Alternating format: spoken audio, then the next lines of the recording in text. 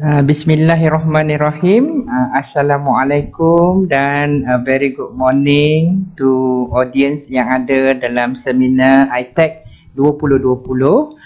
Hari ini giliran saya untuk membentangkan seminar bagi tajuk saya Busana Melayu dalam Cerita Anggun Cik Tunggal. Ya, jadi saya perkenalkan diri, saya Dr. Siti Halimah Muhammad Yassin dari IPG Kampus Bahasa Melayu Kuala Lumpur, Malaysia.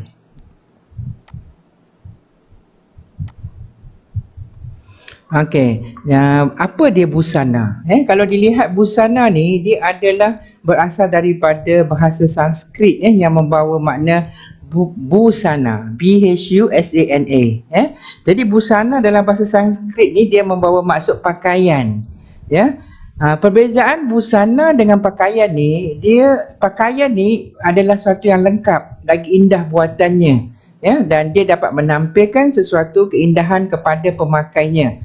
Itu adalah mengikut Kamus Dewan edisi keempat bagi pengertian busana itu, manakala pakaian adalah sebahagian daripada busana. Mengikut Teras Effendi yang dikutip daripada tulisannya pada tahun 2004, dia menggariskan terdapat 5 etika berpakaian orang Melayu yang sepatutnya, iaitu dilarang membuka aurat, pantang terlalu nipis, pantang terlalu ketat, pantang mengada-ngada, pantang memandai-mandai. Jadi itu yang dinyatakan oleh Teras Effendi dalam busana Melayu tradisional. Jadi gambar-gambar di sebelah kanan itu dapat lihat busana tradisional yang meliputi beberapa aspek, antaranya kehalusan pakaian tersebut. Kalau dilihat dibuat daripada kain sutera, tenun, cara buatannya, kemudian kesesuaian pakaian tersebut dipakai pada majlis-majlis tertentu, serta dapat dilihat keaslian pada pakaian tersebut disertakan dengan kelengkapan-kelengkapan pakaian tersebut.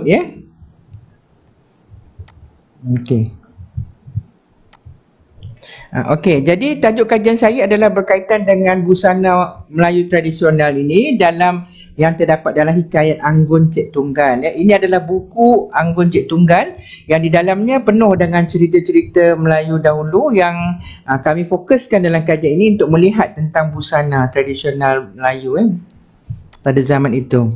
Okey, so kaedah kajian yang kami gunakan adalah kualitatif.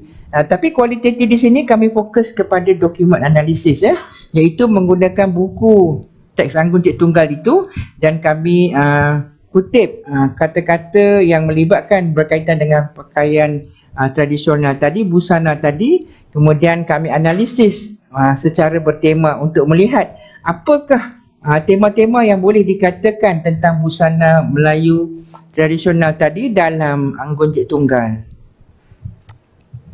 Okey, objektif kajian kami adalah untuk melihat elemen busana tradisional itu dalam cerita Anggun Cik Tunggal. Untuk apakah elemen-elemen yang terhasil daripada tulisan tentang pakaian atau tentang busana yang ada dalam cerita Anggun Cik Tunggal itu. Soalan kajian berfokus apakah elemen busana tradisional Melayu dalam cerita Anggun Cik Tunggal. Okey, so dapatan kajian setelah dibuat tema, maka inilah dia dapatan kajiannya. Yang pertama kami dapati tema yang boleh diberi kepada busana yang diterangkan dalam cerita Anggun Cik Tunggal ialah dia mengikut masa. Busana yang terhasil dalam penulisan Anggun Cik Tunggal tadi, dia mengikut masa. Contohnya dalam kutipan kata-kata dalam cerita Anggun Cik Tunggal itu seperti yang ditulis siang berbaju malam, malam berbaju rantai, siang berbaju layang, malam berbaju rantai. Ini dalam buku Anggun Cik Tunggal halaman 267, iaitu masa siang pakai baju lain, malam pakai baju lain. Ini dikatakan mengikut masa. Kemudian yang kedua, dapatan menunjukkan elemen bertukar ganti pakaian. Contohnya dalam Anggun Cik Tunggal halaman 267 juga dia ada menyebut tentang bersalin pakaian. Jadi busana Melayu tradisional dalam Anggun Cik Tunggal tu dia menunjukkan tema bertukar ganti. Malam pakai lain, siang pakai lain. Okey, kemudian dapatan lain juga menunjukkan pakaian busana tradisional Melayu dalam cerita Anggun Cik Tunggal ini mahal, yang dikatakan mahal tu bila dinyatakan dalam petikan tersebut kain jong sarat kuning bertabur emas, emas mahal, tambah sekarang ni harganya pun mahal, 270 1 gram. Jadi dulu bayangkan kalau kain tu ditabur dengan emas, memanglah satu kain yang mahal. Dikenakan pula pakaian itu dengan set gelang emas urai naga berjuang. Gelang emas urai naga kan panjang, dikenakan pula dengan emas, memang mahal lah pakaian pada masa dulu. Kemudian tema lain mempunyai hiasan. Jadi hiasannya bukan sebarang hiasan, benang emas, logam, tengkolok hitam, belah mumbang. Tak boleh bayangkan macam mana belah mumbang itu, mungkin besar belahannya. Bertahtakan pula nilam pualam puspa ragam, ada bunga cempaka, digubah daripada emas urai. Dikenakan pula dengan gelang ketiga sebelah pada tangan. Sekalian perhiasan yang ada tu bergemelapan, bling-bling. Macam mana boleh bayang, penuh hiasan. Okey. Lain yang kelima, tema berwarna. Di sini dikutip pada halaman Anggun Cik Tunggal halaman 278, dia menyatakan kain yang busana yang dipakai pada masa itu dalam cerita Anggun Cik Tunggal tu ada berwarna kuning, ada serba hitam, ada seluar hitam, baju hitam, kemudian dipakai pula serba merah. Jadi menunjukkan berwarna-warni, begitu meriahnya warna bagi pakaian-pakaian busana pada masa dahulu. Selain daripada itu, lengkap pakaian pada masa dulu dalam cerita Anggun Cik Tunggal, busananya lengkap, ada seluar, ada baju, ada kain, ada tengkolok, ada tudung. Yang mana menurut Nenda dalam cerita Anggun Cik Tunggal tu, dia kata ada cacat celah pemandangan untuk melihat tentang pakaian yang dipakai oleh cucunya itu. Kemudian disertakan pula dengan kelengkapan, cukup lengkap memakai alatan semuanya. Ada doko, ada gelang, ada pin baju, macam-macam. Ada hiasan-hiasan lagi. Lengkap, boleh bayangkan betapa cantiknya pakaian pada masa dahulu. Lain ialah tentang tema kesamaan. Terdapat pakaian cunda itu pada pandangan Nenda selaksana bangau terbang kawan serupa. Sama, tak ada perubahan. Kita sekarang ni suka pakai baju sama-sama kan. Ni ada kesamaan. Bermakna dia nak tunjukkan bahawa tidak ada perbezaan dalam memberikan pakaian kepada mungkin anak-anaknya, saudara maranya. Kemudian tema lain ialah kecantikan. Kecantikan baju tersebut, busana tersebut dibayangkan, digambarkan dengan seluar panjut panjang ni sampai kaki.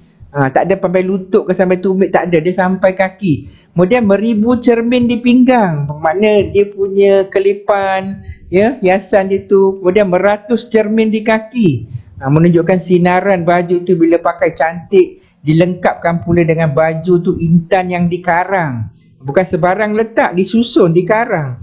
Kemudian karangan tu pula, susunan tu mengikut Hasan dan Husin, anak Nabi, Hasan dan Husin. Cucu ke anak, tak tahulah tu.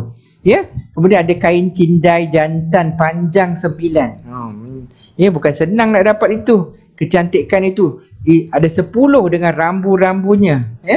Ada rambu-rambu. Kemudian tema lain, dia mempunyai ciri pakaian Islam. Kalau dilihat ada konsep serban. Pakaian berlainan dengan pakaian ni. Ada serban. Kemudian menutup aurat, sopan, seluar panjut panjang sampai kaki. Ciri-ciri Islam menutup aurat. Okey. Kemudian ada tema kebersihan. Diberitahu bila baju tu dibasuh, dilimau, dibedak, dipersucikan serta diberi memakai pakaian yang mulia-mulia kepada orang yang memakainya. Bayangkan baju dilimau, bau lemon, dibedak wangi, disucikan. Boleh bayangkan cara orang dulu kala membasuh pakaian, menjaga kebersihan. Memakai pakaian yang mulia-mulia, yang indah-indah seperti adat raja yang besar-besar. Ini dalam Anggun Cik Tunggal halaman 230.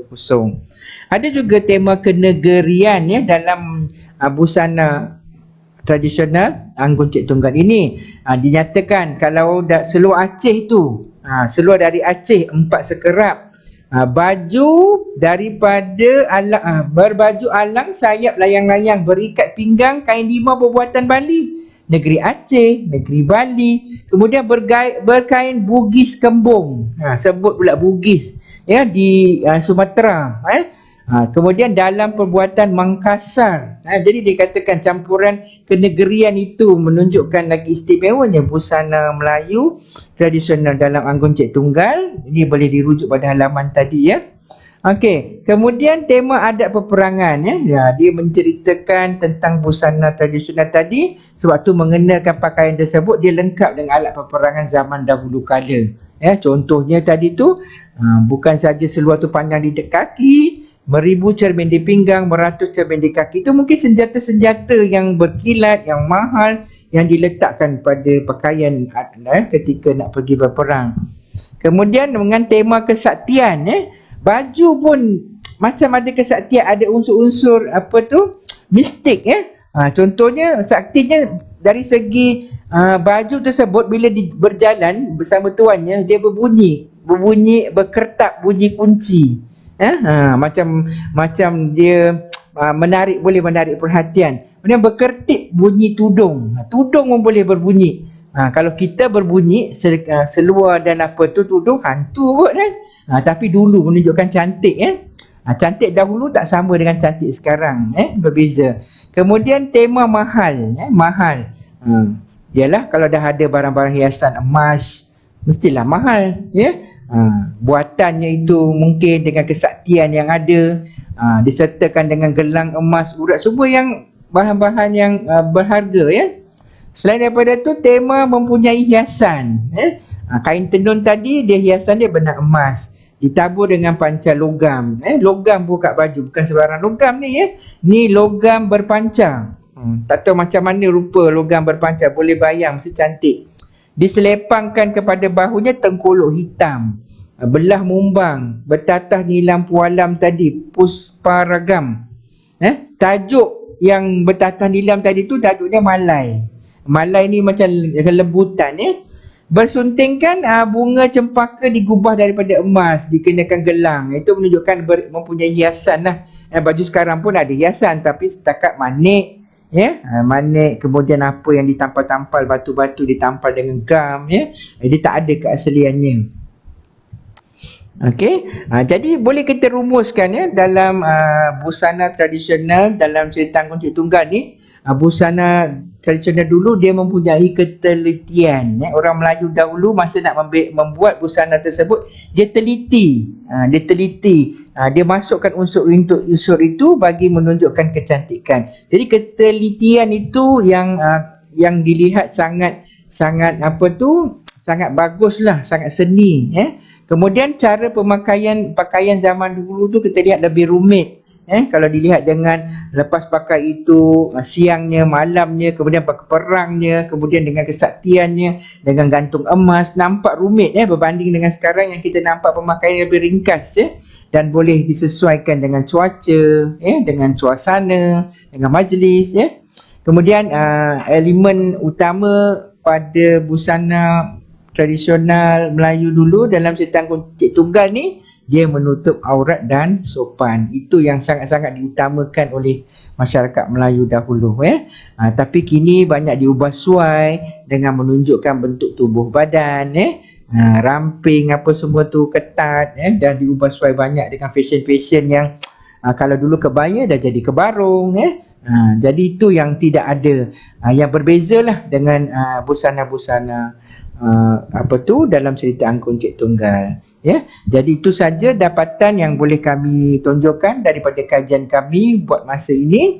Jadi kami harap itu sajalah perkongsian kami pada hari ini. Sekian, terima kasih.